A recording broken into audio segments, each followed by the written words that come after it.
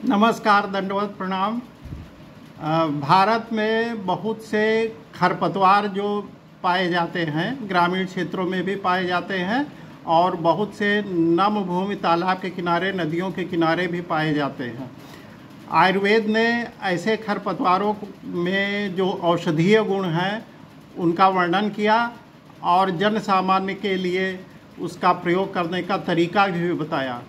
उसी में से आज हम एक औषधि निकाल करके लाए हैं जिसको खरपतवार की श्रेणी में ही गिना जाता है। उसका आयुर्वेदिक नाम है, संस्कृत नाम है चांगेरी, और उसको साधारण ग्रामीण भाषा में तिनपतिया कहते हैं क्योंकि उसमें 3 पत्ती होती है। ये देखिए, ये है चांगेरी। इसमें देखिए ये डंठल है जो ज़मीन के बराबर में फैलता है। इसकी जड़ ज़मीन के बराबर में फैलती है और इसमें 3 पत्तियां होती हैं। ये देखिए, इसके शाखाओं में ये 3-3 पत्तियों का ग्रुप होता है। ऐसे ये 3 पत्ती है, ये देखिए। और स्वाद में ये खट्टा होता है, बच्चे इसको बहुत खाते हैं और शीतल होता है। और इसका वानस्पतिक नाम है ऑक्सैलिस कॉर्निकुलाटा। इसमें पोटेशियम ऑक्सलेट पाया जाता है, उसी की वजह से इसमें खटास होती है। ये पूरे भारत में, श्रीलंका में नदी नालों तालाबों के किनारे पाया जाता है। जो नम भूमि होती है, जिसमें नमी रहती है, उसमें ये अधिकांश पाया जाता है। और खेतों के किनारे और घर के बगीचे में भी ये खरपतवार के रूप में उगाता है। ये ज़मीन के बराबर में इसकी जड़ें फैलती हैं और शाखाओं से इस प्रकार के डंठल निकलते हैं जिसमें 3-3 पत्तियां इस प्रकार से लगी होती हैं। आयुर्वेद में इसका गुण बताया गया है, शीतल होता है, ठंडा होता है, रोचक होता है, यानी रुचि, भूख बढ़ाता है, भोजन में रुचि को बढ़ाता है, और पाचकाग्नि अग्निवर्धक होता है, और हृदय को बल देने वाला है, पित्त शामक है, दाह शामक है, अगर जलन हो रही है तो उसको भी शमन करता है, रक्त संग्राहक है, अगर कहीं से ब्लीडिंग हो रही है उसको भी रोकता है, और सूजन को नष्ट करता है। इतने इसके गुण बताए गए हैं और इसके जो आयुर्वेद में प्रयोग बताए गए हैं उसका मैं एक एक करके वर्णन कर रहा हूँ। पहला प्रयोग है, इसके जो ये पंचांग है जड़ सहित उखाड़ लीजिए और इसको पीस करके और पुलटिस जैसा बना लीजिए, और गोल मतलब एक प्रकार का पेड़ा जैसा बना लीजिए। और कहीं अगर फोड़ा है जिसमें दर्द हो रहा है, जलन है और सूजन है, तो उस फोड़े पर इसको, पुलटिस को बांध करके, इसको लगा करके और कपड़ा बांध दें। 1-2 रोज में वो सूजन भी ख़त्म हो जाएगी और जलन तो तत्काल ख़त्म हो जाती है। जलन और दर्द जो फोड़े में होता है वो तत्काल ख़त्म हो जाती है। इसके बाद इसका एक और बहुत बढ़िया प्रयोग है। अगर पित्त की वजह से सिर में दर्द होता है, जिसको बहुत दर्द होता है, कभी कभी उल्टी भी होती है, तो इसके पत्तों का रस और प्याज का रस दोनों को मिला करके और सिर पर लेप कर दे। मस्तक से लेकर के पूरे सिर में अगर लेप कर दिया जाए तो तत्काल सिर दर्द ठीक हो जाता है। और एक और इसका बड़ा विचित्र प्रयोग है कि इसकी पत्तियों का रस पीस करके पत्ती का रस निकाल लें और 5 से 10 ml अगर पिलाया जाए तो किसी को धतूरे या अफीम का नशा अगर चढ़ा हुआ है तो तत्काल उतर जाता है। और इसके बारे में एक बहुत ही एक विचित्र घटना है मेरे जीवन की। मैं क्लिनिक पर बैठा हुआ था तो बगल में एक धर्मशाला है, तो वहाँ से एक व्यक्ति आया और कहा कि एक बूढ़ी माता है, वो उनके भूत लग गया है, तो वो कपड़ा वपड़ा नोच रही हैं, वो परेशान हैं।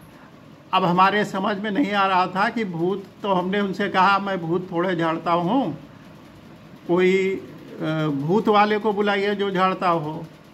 फिर उसके बार बार आग्रह करने पर मैं चला गया उसको देखने, तो मैंने देखा वो बूढ़ी माता अपने बाल नोच रही थी, कपड़े नोच रही थी और पागलों जैसा आचरण उनका उस समय था।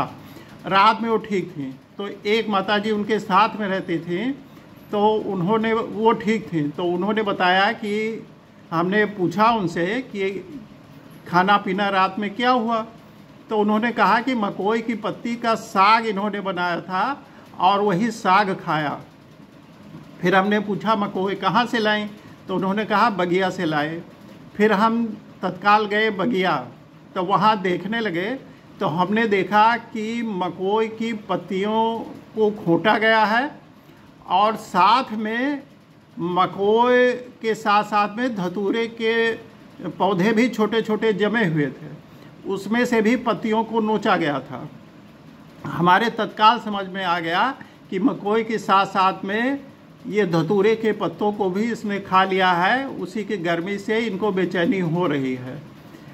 तो उस समय हमारे समझ में तो आ गया, मैं आया और तत्काल याद नहीं आ रहा था कि धतूरे का नशा कैसे ठीक किया जाए। फिर पुस्तक में मैंने देखा तो उसमें 2 चीज़ें लिखी हुई थी, एक बैगन का रस लिखा हुआ था और चांगेरी यानी कि 3 पत्तियाँ, इसका रस लिखा हुआ था पिलाने को।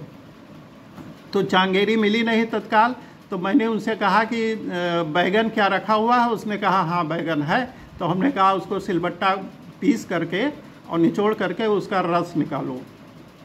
फिर हमने 2 बैगन पिसवा करके और उसका रस निकलवाया और तत्काल उन माता जी को पिलवाया और चमत्कार हुआ। 5 मिनट के अंदर वो माता जी बिल्कुल नॉर्मल हो गई, होश में आ गई और वो पूछने लगे कि क्या हुआ था। जो 10 मिनट पहले अपना कपड़ा नोच रही थी, बाल नोच रही थी, वो माताजी ठीक हो गई। इस प्रकार से चांगेरी का प्रयोग धतूरा और अफीम का नशा बड़े ही चमत्कारिक ढंग से उतारता है, इसलिए इसका प्रयोग कर सकते हैं। इमरजेंसी के लिए बहुत अच्छा है। इसके अलावा इसका एक और बढ़िया प्रयोग है, चांगेरी की ताज़ी पत्तियों की चटनी बना करके खाने से पाचन शक्ति बढ़ती है। जिसको भूख नहीं लगती है और पाचन शक्ति कमज़ोर है, उसके लिए इसकी चटनी बना करके खाना चाहिए, तो भूख खूब खुल करके लगती है। एक ये बहुत बढ़िया प्रयोग है। अच्छा, एक प्रयोग मैं और बताता हूँ। बहुत लोगों को फैट की गांठ हो जाती है, मेद की गांठ उसको कहते हैं, और इसमें ना दर्द होता है और ना ही पकता फूटता है, लेकिन वो गांठ बनी रहती है। इस पर चांगेरी के 3 पत्तियाँ के पत्तों को पीसकर लेप करने से, 2-4 बार लेप करने से ही वो गांठ धीरे धीरे छोटी हो करके और बैठ जाती है। थोड़े दिन इसका प्रयोग करना चाहिए, केवल लगाना है उस पर पीस करके और गांठ पर बांध देना है। और इसके अलावा एक और बहुत बढ़िया प्रयोग है। बहुत से लोगों को मसूड़ों में सूजन रहता है, ब्लीडिंग होती है और कभी कभी उसमें मवाद भी पड़ जाते हैं, पायरिया हो जाता है। ऐसे लोगों को इस चांगेरी को कूट करके उबाल लें, या उसका काढ़ा या इसका रस निकाल करके और कुल्ला करें। इसके रस या काढ़े से कुल्ला करने से मसूड़ों में सूजन, दर्द, पायरिया, खून मवाद का आना दूर हो जाता है। 2-4 बार ही करना पड़ेगा, खून निकलना बंद हो जाता है।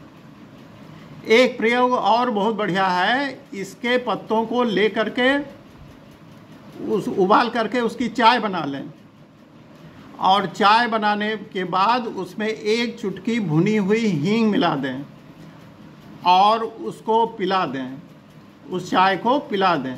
तो पेट में दर्द, जिसको उदरशूल कहते हैं, अगर होता है किसी को तो बहुत जल्दी कंट्रोल हो जाता है, उदरशूल में आराम मिल जाता है। एक और बहुत बढ़िया प्रयोग है, जिसको बहुत ज़्यादा प्यास लगती है या मूत्राशय शोथ, जिसको सिस्टाइसिस कहते हैं, तो चांगेरी के पत्तों को पीस करके उसमें मिश्री मिला करके ठंडाई बना लें 1 गिलास और उस ठंडाई को पीने से पेट की जलन भी दूर होती है, अधिक प्यास लगती है, बहुत लोग बराबर पानी पीते हैं फिर भी प्यास उनकी नहीं बुझती है, तो उस ठंडाई को पीने से प्यास भी बुझ जाती है और मूत्राशय में जो शोथ है वो ठीक हो जाता है और पेशाब खुल करके होती है। इसलिए इसका ठंडाई बना करके पीना भी बहुत ही उपयोगी है। और एक और रोग होता है मूत्रकृच्छ, आसानी से मतलब पेशाब में रुकावट, मूत्रकृच्छ को पेशाब में रुकावट कहते हैं। पेशाब में अगर रुकावट है, साफ पेशाब नहीं हो रही है, थोड़ा थोड़ा बूंद बूंद हो रहा है, तो चांगेरी के पत्तों के रस को निकाल करके और बस्ती प्रदेश यानी पेड़ू भाग में उसका लेप कर दें, इसके रस का लेप कर दें पेड़ू भाग में, तो पेशाब 10-15 मिनट में ही पेशाब खुल करके हो जाती है। और आयुर्वेद में इसका एक बहुत बढ़िया प्रयोग बताया गया है, चांगेरी घृत, जो चरक संहिता में भी है, अन्य सभी संहिताओं में उसका वर्णन है। चांगेरी घृत का बाह्य प्रयोग, आभ्यंतरिक प्रयोग 5 से 10 ml उसको पिलाया जाता है और बाहर लेप किया जाता है। ये प्रोलैप्स ऑफ रेक्टम यानी गुदभ्रंश, बहुत लोगों को या बच्चों में भी और बड़ों में भी कांच का निकलना जिसको कहते हैं, यानी कि जो रेक्टम का जो भाग होता है वो थोड़ा सा लैट्रिन करते समय बाहर निकल आता है, वो बड़ी फिर कठिनाई, दर्द भी देता है और उसको अंदर करना पड़ता है तब वो अंदर जाता है।